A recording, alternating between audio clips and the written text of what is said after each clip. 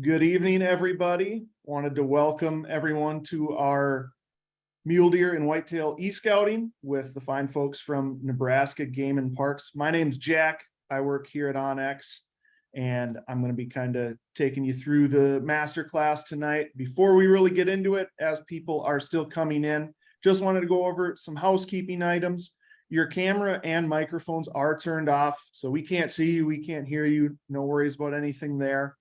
This webinar is being recorded, so if you are not able to stay for the whole thing, you have to duck out early, anything like that, you will get an email tomorrow with the full recording attached so that you can watch the full thing if you miss it, or if you want to rewatch something or send it to a buddy who wasn't able to attend, anything like that, you'll get that tomorrow evening.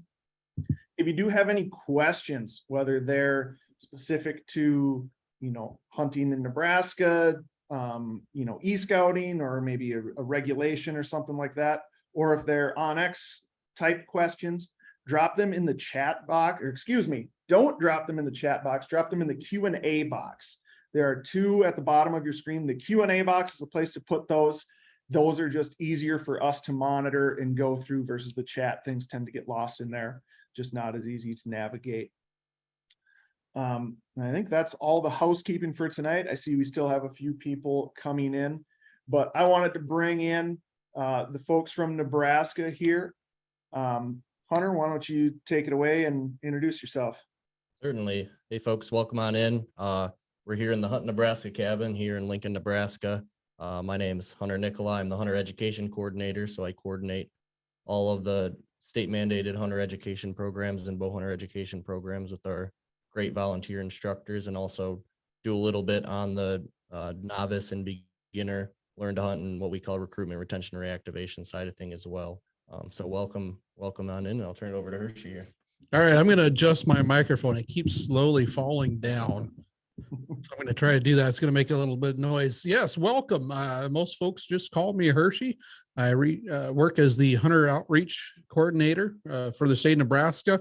If it goes bang or twang, it's got not only my interest, but I get to dabble in a lot of that stuff, from youth events to adult events, shooting sports, hunting, all that good stuff. So we're going to talk about some fun topics tonight, near and dear to my heart, and luckily part of my job. So fire away. And if I don't know the answer, Hunter is assured that he'll know it. He's the play-by-play guy. I'm just here for color. Well, perfect. Well, before we get into looking at some of the map stuff and some of the scouting, Hunter, you wanted to talk about maybe some of the changes and some of the things to be aware of for folks for this season. Yeah, certainly. And I'll share my screen here, and we can kind of show everybody the one-stop shop for everything deer hunting here in Nebraska. Are you guys able to see my screen now? Yep, we got it. Awesome. So if you visit outdoornebraska.gov/deer, you'll find basically everything you need about deer hunting in Nebraska, whether it be archery, firearm, muzzleloader, access to everything kind of we have to offer for our hunters. But like you mentioned, we did have some deer changes this year, changes to those permit purchase states. So residents now have a 2-week preference and are able to purchase permits for those unit specific deer permits prior to non-residents, and also adjusted some of our quotas just in response to population fluctuations, and just allocating some of those permits more to residents than non-residents. So just some changes. And again, you can find those at outdoornebraska.gov/deer changes. But also wanted to bring this up because it's kind of a good precursor to what we're talking about here today, and which is e-scouting for mule deer and whitetail deer in Nebraska. And kind of what I like to do even before I get to my maps is check out some of the harvest reports that we offer here. So let me see if I can pull it up here. Each year, our big game manager and big game program puts out harvest reports that can kind of help you guide your e-scouting even further and help you refine where you might want to go. If I can find them here. Here we are. So if you're on the deer hunting page, you can find our harvest reports for the past several years, and this year's harvest reports are under our big game section for deer.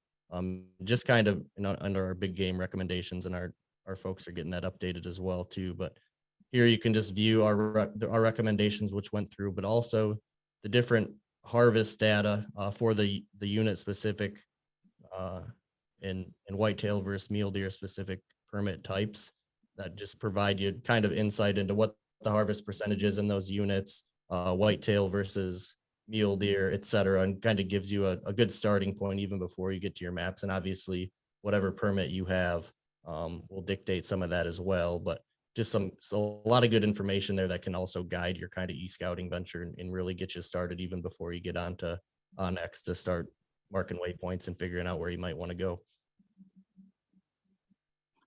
Very cool. Anything else that we should know before we jump into the map? Hershey, you want to cover our season dates here real quick?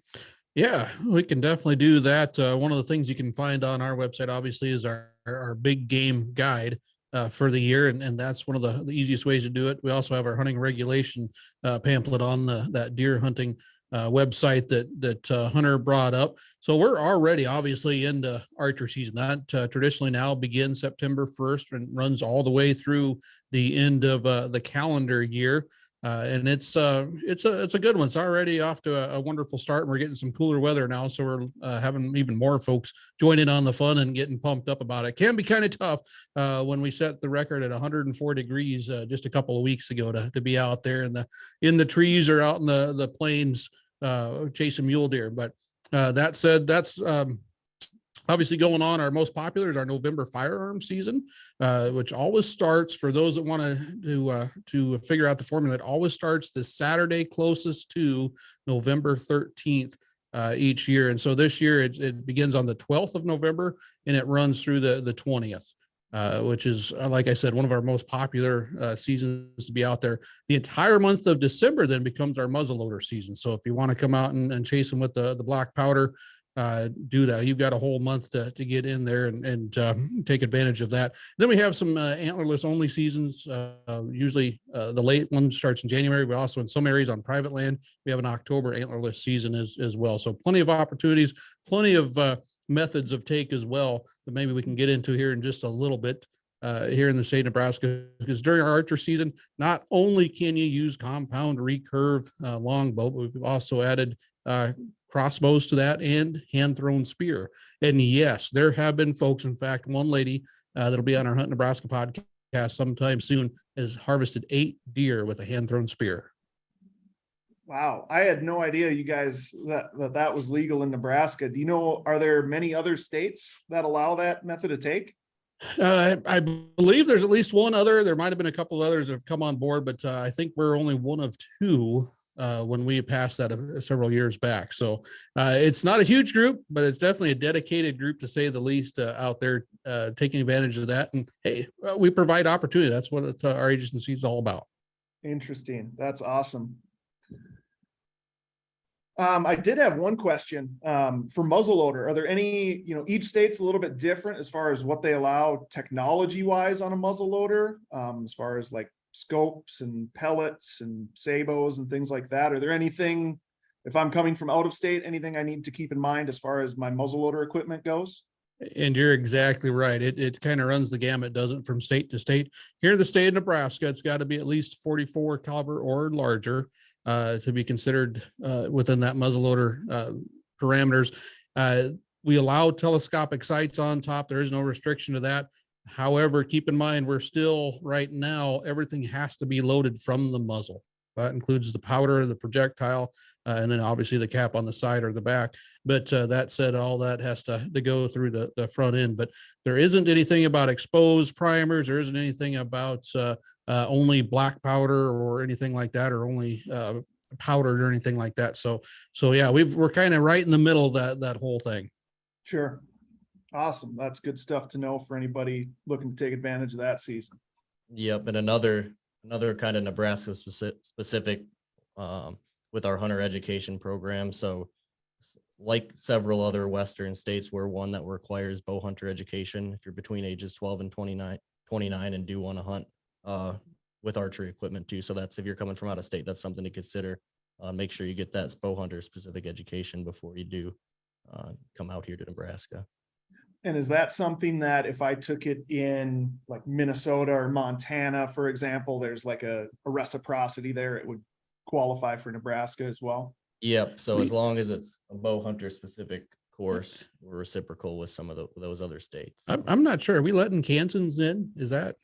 I think so. Last I heard, we're letting Kansasans in. Okay. That's All right. what I Just checking. say. I hope there's nobody from Kansas that I just offended, but we're kind of tough on that border, especially since they stole the quarterback. But anyway, a lot of good things there. Also, one thing to keep in mind is that now Hunter and his hunter education course, if you're 16 and up, you can complete everything online. You can do the Nebraska course online at huntsafenebraska.org. Very cool. That's good information. Well, if you guys are ready, I think we might as well jump into the map and start looking at some onX stuff and doing some e-scouting. Absolutely. All right, give me one moment to share my screen here. So you should be looking at a map. Let me zoom out and get the whole state in view here. So for folks that have onX, but maybe haven't used this on their computer before, your computer really is your best way to e-scout, in my opinion. You certainly can do it on your phone. I know not everybody has a laptop or a desktop computer at home. But if you do, you just need to go to onxmaps.com. You log in the upper right-hand corner, same email and password you used on your app. Those two, the map on your computer and your app on your phone sync up. So anything we do as far as marking waypoints and things like that on this map on the computer will transfer over to my phone, and vice versa. Anything I do on my phone when I'm out in the field transfers to the computer for future reference. But you can see I've got Nebraska pulled up here. The first thing we want to look at are the map layers that are available to us. So in kind of the top left, top center part of my screen here, I see this layers button. And I've got a bunch of different folders in here. Everything's organized into folders. So if we open up the Nebraska folder, you can see we've got 6 different layers available. And the 3 that are turned on by default are the private lands, the government lands, and the hunt units. You can also turn on the possible access, conservation partner lands, and the open fields and waters. I would recommend turning those on, particularly the conservation partner, open fields and waters. We'll take a look at one of those open fields and waters parcels here in a little bit. So those are going to give you, just like the name says, private lands, government lands. The possible access, there might not be a ton around you, kind of depends where you are. In most states, the possible access are going to be large private landowners that may allow public access. So where I live in Western Montana, there's a lot of timber company land where it's privately owned, but they allow public hunting and fishing and recreation, things like that. Sometimes there's different land trusts, different local organizations. The Nature Conservancy is another big one. So if you see something on your map that has kind of some green crosshatching on it or some green dots, that's going to be the possible access. And it doesn't necessarily guarantee you that there is access, but it's something where you can go and check with that organization or that company, that landowner, to see if they allow that. The other one I wanted to touch on real quick here is the hunt units. So if I click on the details, this is where you can choose between the different species, the different units in Nebraska. So we've got your waterfowl zones. If you're lucky enough to draw an elk tag, we've got those. We have the different deer, whether it's, the antlerless, the river antlerless, firearms, of course, the antelope, the bighorn sheep. So if you're looking at the map and you're saying, these don't seem right, for the tag I have or for what I'm hunting, that's one thing to look at. Obviously for this class, we're looking at e-scouting for whitetails and mule deer. I'm just going to leave the firearms units turned on there because that's kind of the big season that's coming up here in about a month. So if I close out of that, so we can see the other layers that are available, some other ones to have turned on that I think are important in the trees, crops and cover folder, we have crop distribution, wetlands, and then we can also turn on the tree species. Right now, I'm going to turn on deciduous versus coniferous. We'll take a look at what that looks like in a bit. Obviously, Nebraska's a big agricultural state.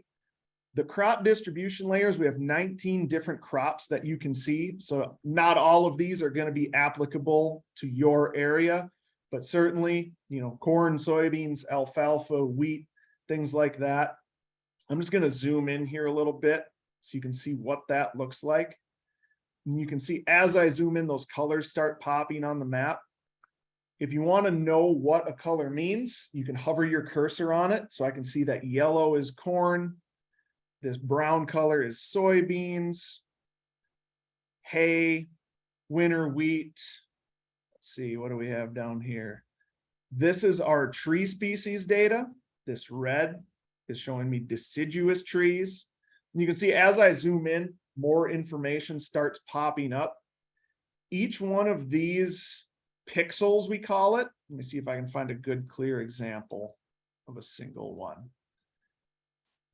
So like this right here, you can see this square is a pixel. That's 30 meters by 30 meters. So whether it's crop or trees, that's it's telling you what the predominant either tree type or crop is for that 30 by 30 square meter area. So in an area where it says deciduous, does that mean there's only deciduous trees there? There could be some coniferous trees mixed in. It's telling you the predominant. Obviously, if you've been out, you know, very rarely is there only one type of tree species across a whole area. You know, there's a mix. And getting back to the crop data, this is data from last year. We get it in the winter. So they're doing kind of the flyovers and the surveys right now. So this is 2021 data, but you can still use this, you know, if you know the crop rotation in your area. A lot of places, and gentlemen, jump in here if I'm wrong. I know a lot of places, corn and soybeans, it's like an every other year thing. So if this area was soybeans last year, obviously you might want to go by and ground truth it and check out for sure, but I would bet it's likely that it's going to be corn this year.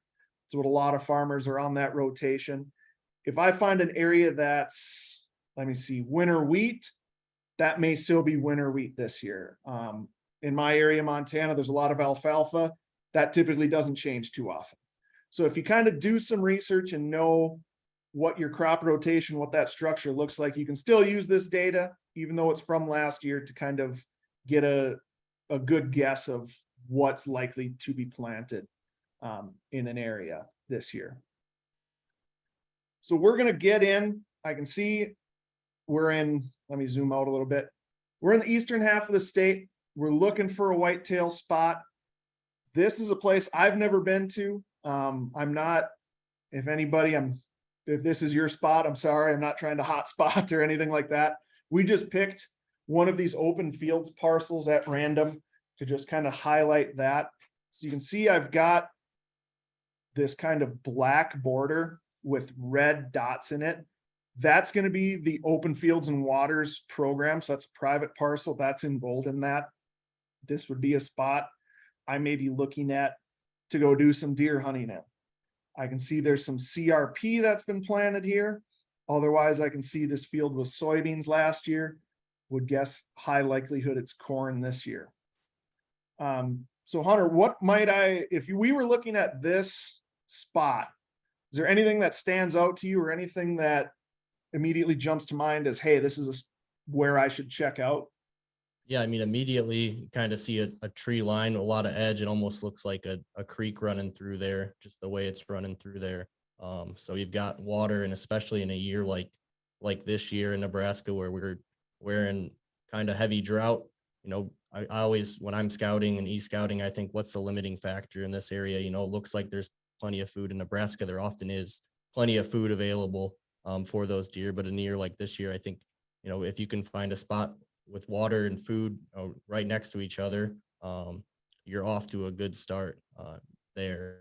And then with these Open Fields and Water program lands, I don't know that we mentioned it before, but these are private properties that the Nebraska Game and Parks works with, offers incentives to open their land to hunting and fishing and trapping as well. So always be sure to double check and make sure those lands are still in the program. But if it's listed on here, you're off to a good start, and just double check on our site and make sure that's the case. But yeah, Hershey, you're looking at this and you're seeing, looks like Oak Creek running through there. Some nice open areas on the surrounding along the edge of the field there. And if you scroll down just a little bit further south there, anytime you get some of those creek streams coming together, obviously that kind of is a spot that catches my eye really fast. And if you've got some CRP not far from that can make some wonderful bedding areas here in the state of Nebraska, especially here on the eastern side. Yeah, we think of whitetails just like a lot of others, a critter of the timber, but they are really of that edge. And here in Nebraska, they get used to and can adapt pretty well to those grassland situations as well. Water, we're going to say that a whole bunch, folks. Write that down. Find water, especially in some of the dry spots. The other thing to do is take a peek and maybe layer some of this with some of the other stuff you can do online. Find where got a little bit more rain than we have elsewhere. But I got to tell you, I love this idea of the crop thing, because I used to sit down, draw out my hunting areas and say, all right, what are those 4 components a deer needs? Food, water, shelter, space. All right, I've got that covered. But, where is that food? Where are those bedding areas? Where's that shelter that they're seeking during the day or when they bed down and have to get away from those young bucks that are chasing them in November time frame? And I'd actually kind of draw that out. All right, here's food. Here's their shelter. Where's the trails through there? Where are they connecting? And find as many of those as we can go. And you guys kind of have done that now for us on X, showing where that food is, taking out a lot of that, as well as deciduous and the coniferous trees there. Because I can guarantee you there's some spots in there where there's cedar trees someplace hidden amongst those oaks and other hardwoods.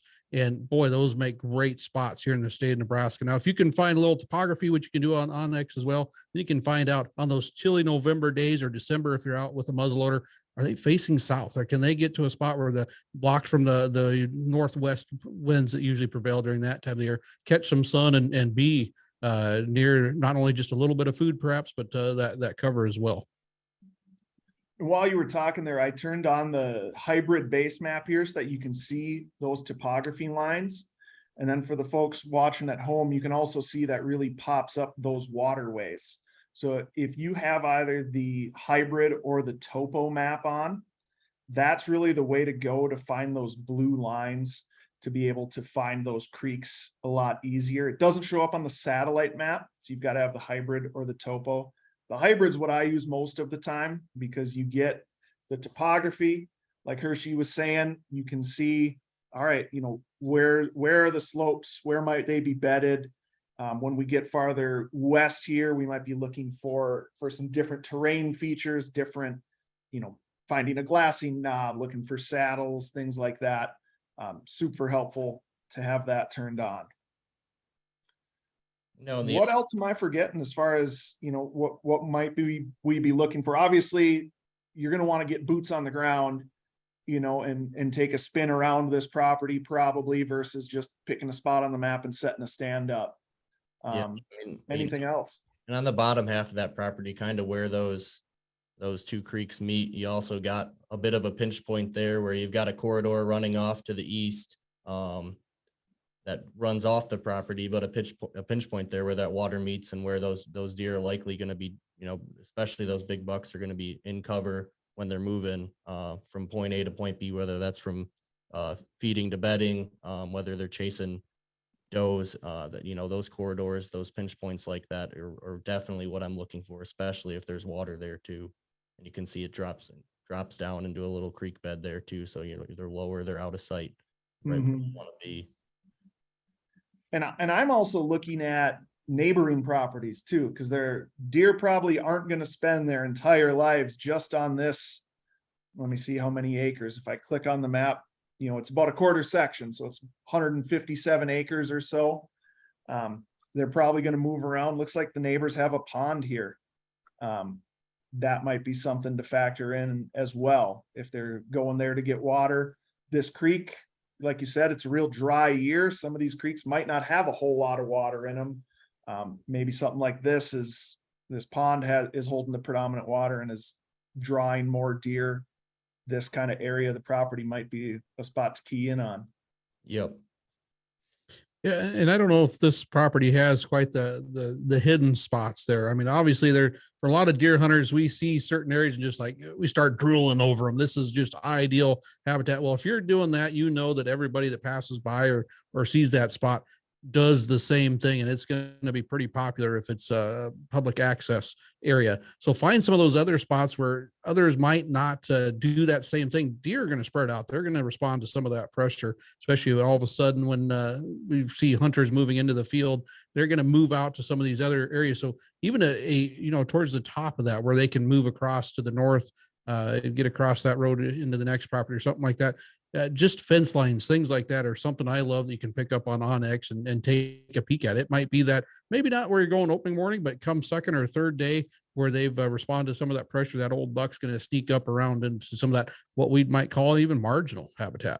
Yep. I absolutely think, for me, when I'm e-scouting, top of mind, where can I hunt with my permit that I have, first in mind, but second in mind, where am I going to go that I might not see other hunters? Where am I going to go that's going to be off the beaten track a little bit because of that factor, because there likely are during the firearm season going to be other hunters in the woods, whether that's on the property you're on or neighboring properties moving deer around.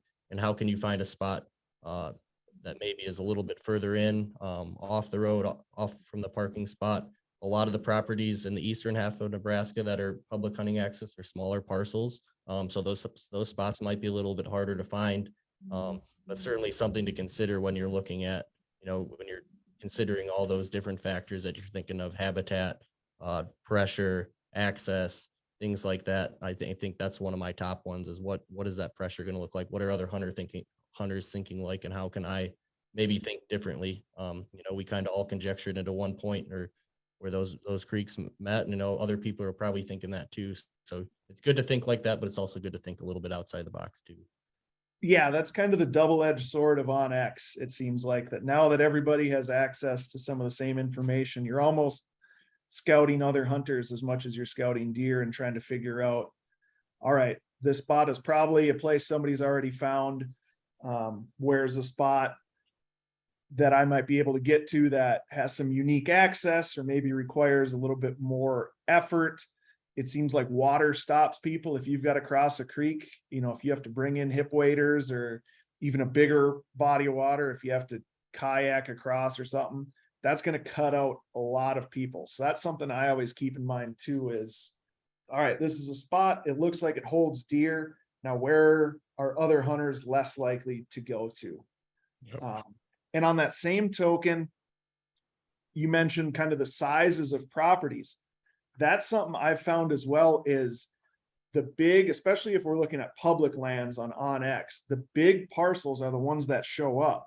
So if you've got a place that's a couple hundred acres, couple thousand acres, that's easy for people to find. And they're like, oh man, there's a lot of country in here. We got to be able to find a deer.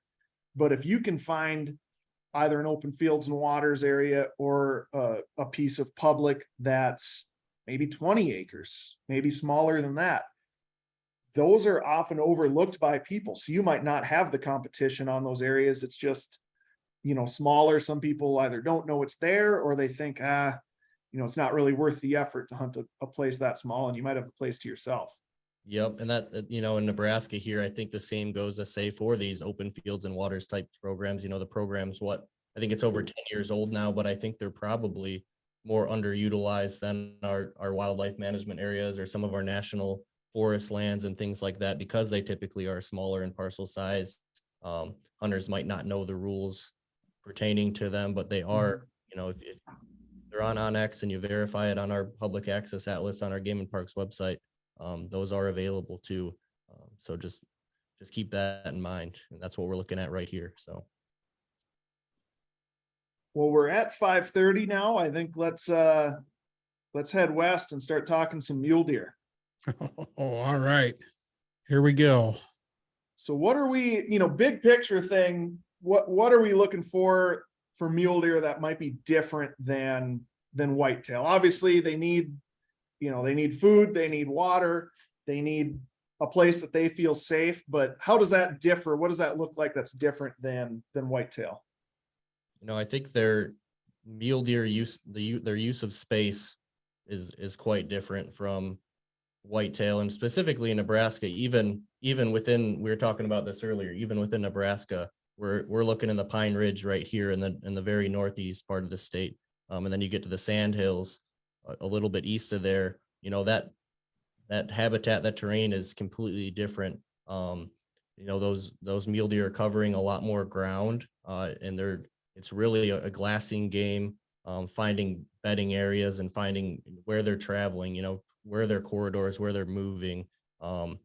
And I think using that into play more so than whitetail, where it's, a lot of people it's more obviously more common to spot and stalk mule deer in Nebraska than it is to spot and stalk whitetail in Nebraska. And I think your techniques are going to change a little bit as a result of that space difference in what they utilize. Completely agree. Obviously, we're even a little bit drier out west, so otter's going to be a big thing, but mule deer are a little bit more adapted for finding it and knowing where it is. More springs out in the Sand Hills that Hunter brings up, we're right on top of the Ogallala Aquifer out there, so any small dip sometimes is all they need. So one of the things you're looking for, and you can bring up some crops on some of the private grounds and even some of the food plots and some of the public areas and the open fields and waters area, and find where some of those lower areas that might get a little bit more moisture for food, and they'll come out there in the evenings, and it's very spotty when it comes to precipitation. So being able to use something like that and having Onyx to kind of zero in where are those, because you'll go through some of the least looking agricultural area, and then all of a sudden turn a corner and boom, there's a nice alfalfa field out there, or at least something green down by the water. Something that I look for regardless is topography. When it comes to mule deer, they just are great creatures for using creases and ripples in the landscape, and just being able to use those to not only, well, since they don't have a lot of trees, use those for shade, for protection from the wind and things like that. They cover a lot of ground, just like Hunter was alluding to. And so don't be shocked if you just don't see deer everywhere out there. Obviously a lower density animal than the whitetail here in the eastern side of the state, but they roam quite a ways, and where they weren't this afternoon or this morning, man, they can show up pretty quickly because they're just kind of moving through. The beautiful thing is as we brought up earlier, there's some large tracts of publicly accessible lands out west, because the ranches are bigger in our open fields and water program. Wildlife management areas and the federal holdings are a lot more out in the western side of the state. Yeah, so here's an example of an open fields and water, program enrolled there. And you can see it's multiple landowners here, or multiple different parcels included here. But yeah, like you said, much bigger landscape they seem to occupy than whitetails, and definitely roam around. They seem to more than a whitetail will. Whitetails tend to be more homebodies, it seems like. Definitely. And the neat thing is you can get out there now during the warm part of the season that we're still in here in archery. A lot of folks are finding these deer down along those bottom areas and kind of seeking out shade wherever they can get it. As we get into the end of this month in November, and definitely December, they'll be out in the middle of a treeless expanse, making use of that roll of the topography. So getting out, and just like Hunter said, get up where you can see, especially during those times when they're most likely to move early and late, and just get an idea of where they're heading. And don't just go off and chase the first one you see wandering across the hills. Make a note of it, mark it on X, so you have an idea of where to reference and start the hunt if that's when you decide to pursue. But keep your eyes open. There'll be others moving along. They're pretty good at not only moving across landscape, but they can be pretty loyal to certain crossings and areas and patterns, which is great. Neat thing for those that don't hunt a lot of mule deer, they start their rut about a week or so later, generally speaking, than the whitetail deer do. So if you're thinking early November for whitetails, think about a week or two after that, about the middle of November, and sometimes you'll even see some rutting activity because they're so spread out as we get into December as well. Yep. Let's dive in a little bit to the map here. For the folks, again, this is a spot I just kind of picked at random here. I put a waypoint on the spot just so I could find it. That was something I didn't mention earlier, but if you see in the top right corner of your map here, we have these different tools. This one right here is where I can add a waypoint. So this is always where I kind of start with, I'll mark waypoints on, especially if I'm doing a big kind of, I'm going into a big parcel of public. You can see this is a wilderness area, so I'm going to be walking. I'll put where I'm going to park the truck. I'm going to put where, if I'm going to camp, where I might want to do that. And then for something like this, you mentioned glassing being super important. That's kind of the way to hunt mule deer most of the time, is get up on a good glassing knob, a good glassing point, and use your binoculars, use your spotting scope to kind of do the walking for you versus just going and hiking, which can be effective. I know some guys, at Onyx who hunt kind of eastern Montana, which is similar type of country sometimes, and they're walking ridge lines and trying to find mule deer that way. But the predominant way seems to be find a good spot, find a likely area, and let your glass do the work for you. Yep. So- And when I scouting out west and kind of the expanses, your access roads are going to be less. Your distance walking in are going to be further. So I like to use those hunt map layers to locate roads, to locate those different access points, identify those, and then from there look out how far am I willing to travel, and you even use the distance tool to say, hey, this looks like a good spot. How far will walk in is this going to be? When you start to identify those glassing points, and then when you're looking for those glassing points, mule deer are going to be, especially when they're bedded down, they like in between fingers off a ridge, kind of those buttes and kind of tucked in away from the wind, out of the sun, especially when it's in a warmer early season. They're going to be tucked away. So you can even use the wind feature to identify what the wind is now and set it to your what wind is good for that spot glassing. So when you get out there, you've got your glassing points picked out where you're going to be looking. You can say, oh, the wind's good for this point, I'll go there first. And I don't know if you want to show any of those features there, but also, yeah, I was just going to jump in. I went into the 3D map here. Super helpful for this type of hunting, especially if you're not super well practiced with topographic maps. The topographic map, you can see those contour lines and still kind of pick out the ridges. But we've got this sweet 3D technology nowadays. We might as well use it. So what I did here, for the folks wondering how I turn that on, this base map button in the lower right-hand corner is where you can toggle between 2D and 3D. And then I can take my mouse and I can right click and I can bring it down flat. I can spin it around if I want. So here I can see, let's take a look. If you find a good spot, let me know here. I'm just kind of moving the map around. We've got this creek bottom here, kind of got a ridge. I hit the wrong button there. My apologies. Let me get back to north here. So you can see we've got this trail that follows the ridge here. That's something that draws my eye immediately as, again, it's kind of that double-edged sword. It's probably easier walking for me if there's an established trail, it follows this ridge line, but there might be other hunters that are thinking the same thing, or just recreators, people that are out, hiking around, not hunting or anything. Those types of trails tend to draw more traffic.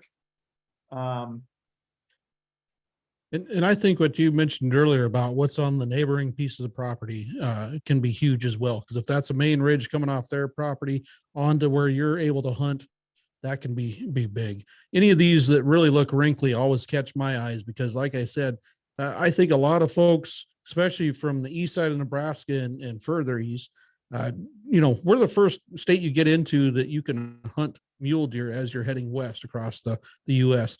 And so when you get into this country, it's really easy to think, oh, this is just going to be like whitetail deer hunting, and it's not.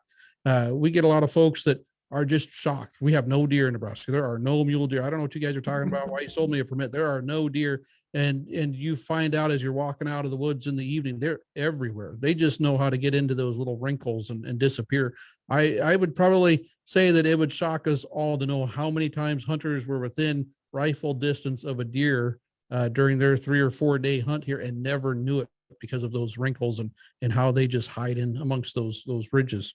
Yep, and kind of on the top left of your screen there, you've got some fingers coming off of that leftmost ridge there. You know, mule deer like to bed up in some of those fingers where they can really get tucked in under some of those buttes and rock cliffs and overhangs. You know, those are spots I'm looking for. You know, you've got a main ridge with a trail or no trail, but you're walking across and you see those cutouts where the topography creates those little almost bowls, kind of crescent shaped bowls. And mule deer will tend to get into those. Yep. And exactly. And especially where they have access points to a creek corridor or a deep valley, and they can have a quick escape route. So that's probably a spot I'm looking for to set up in glass. And then from there, you know, wind direction, cloud cover, sun direction is going to play a big factor. Time of day, once you get boots on the ground out there, have, you know, a handful, if not, you know, 10, 20 points identified before you even get out there that, hey, if the conditions are right, I'm going to glass at this point. The wind direction from this direction is probably a good glassing point. You know, morning versus evening. Sun's in the south. A north facing slope is going to have shade, and the wind's coming from the south, so they're going to have protection from the wind as well. And putting those factors together, and Onyx also has some of those features that help you see that too. Now, if we could get Onyx to actually go in and do a ground layer on soapweed, or what the rest of the world calls yucca, that would be really helpful in mule deer country as well, because you get a bunch of those together, and the deer, especially a clump of them, it can provide them a lot of protection, a lot more than you realize, and they just disappear. Even those antlers sticking up out of those soapweed plants or around them, just, you know, blend in pretty easily. So, Well, I'll submit a request with our mapping team. See please if they do. do some digging and see if that data's out there. If it is, they'll be the ones to find it and get it in there. There you go. I just asked for a percentage of the royalties. I think there's something we could do. So while you were talking, I just threw a waypoint on here as, you know, maybe a potential glassing spot for the folks. That's kind of another pro tip, is all of these waypoints, you can customize them.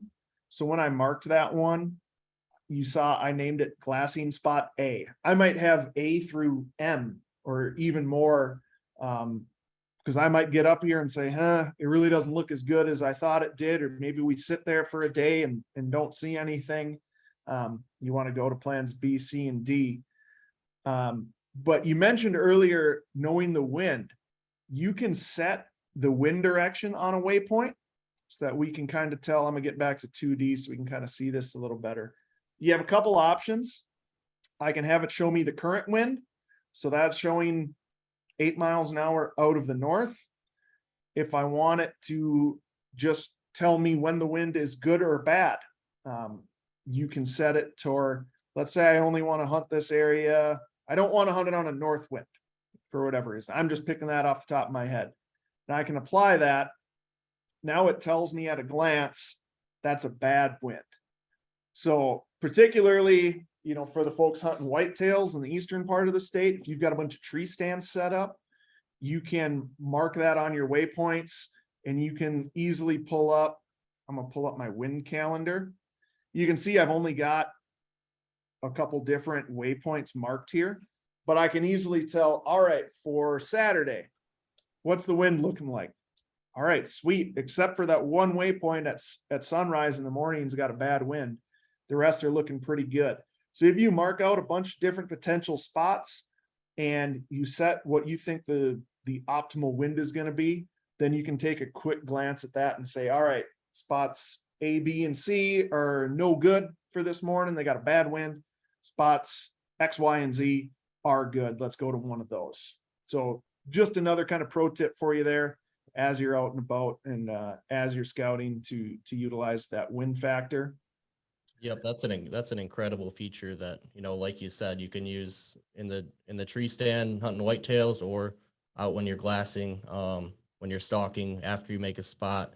Just an incredible feature. But, you know, like we were saying before, you want to stay, you know, you pretty much when I'm e-scouting, I'm looking for glassing points and also limiting factors. So water would be one, food obviously, but you want to stay to the top of those ridges, at least to start, until you can get glass on a mule deer or a group of mule deer. And from there, then you make your decision. So that's pretty much finding my access points, finding those glassing points and some of those limiting factors to identify on the map that might identify where I do want to glass. So and really, like Aaron said, whether you're in the sand hills and it's more of a rolling topography where there's a ton of those little folds, or out in the Pine Ridge like this, where you've got a lot more steeper cliffs and more mountainous setting, there's still those folds, and that's where they're going to be bedded down for the most part, unless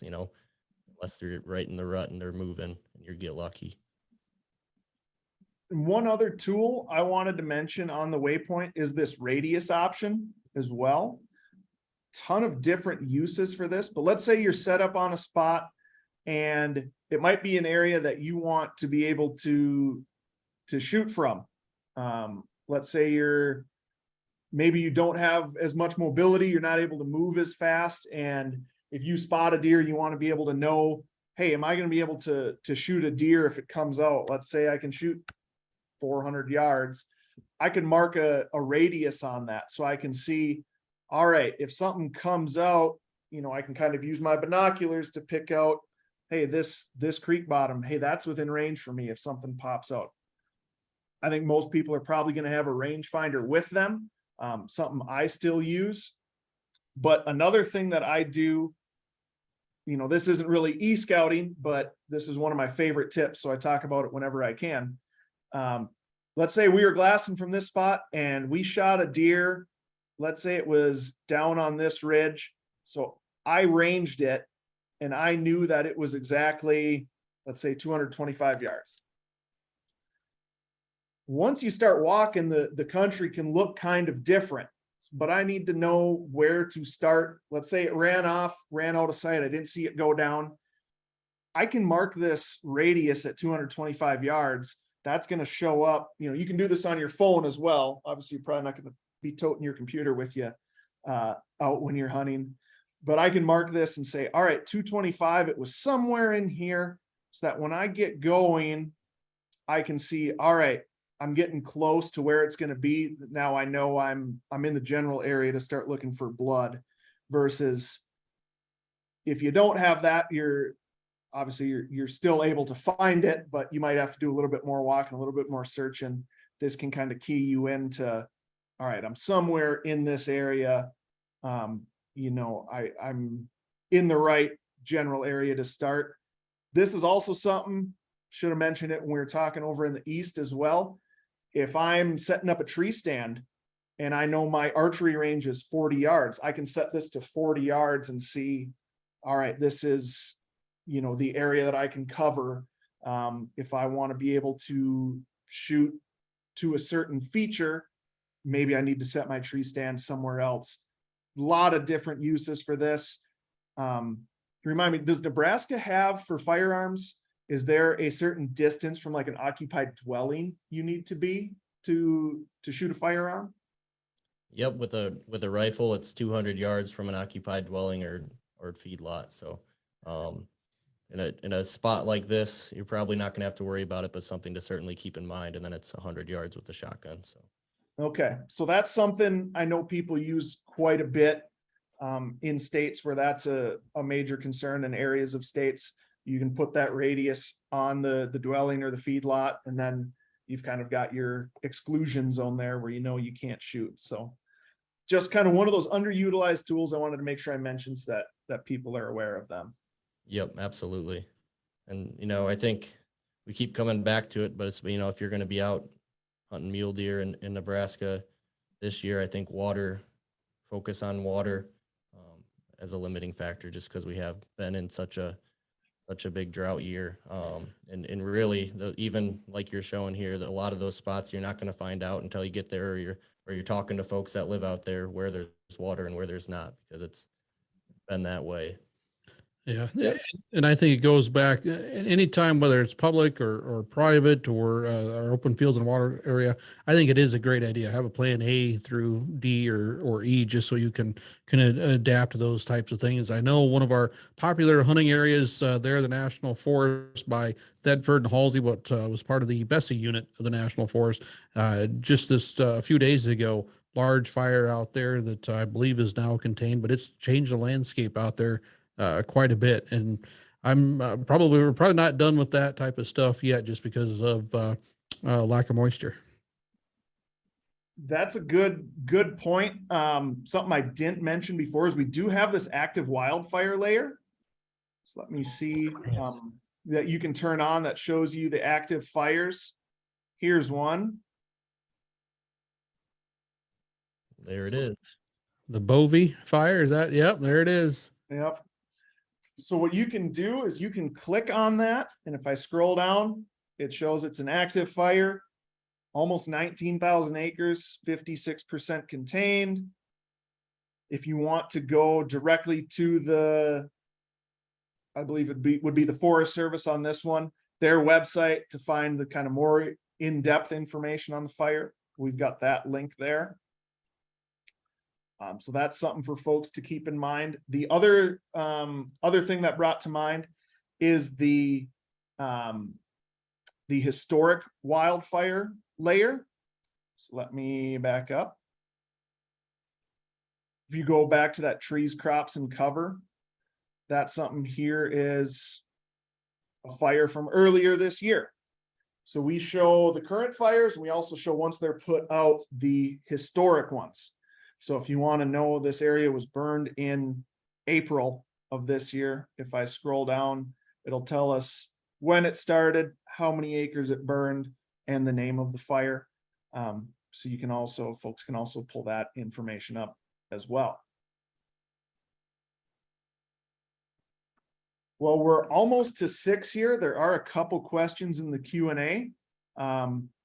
Let's talk about some of those, if you guys are up for that. Absolutely. You bet. Fire away. One person asks, Eastern Nebraska, what are deer numbers looking like this year? Are they up, down, drought been affecting them at all? You know, it'll be interesting. We're kind of in a critical period right now. We have not heard of very many cases of EHD, though we have just kind of put out our feelers and requesting that our folks in the field, our archers, those getting ready for some of the other seasons going on, or out chasing ducks and what zones are open, keep an eye out there for deer that we might be able to trace that a little bit, but not really showing any signs of that or decrease.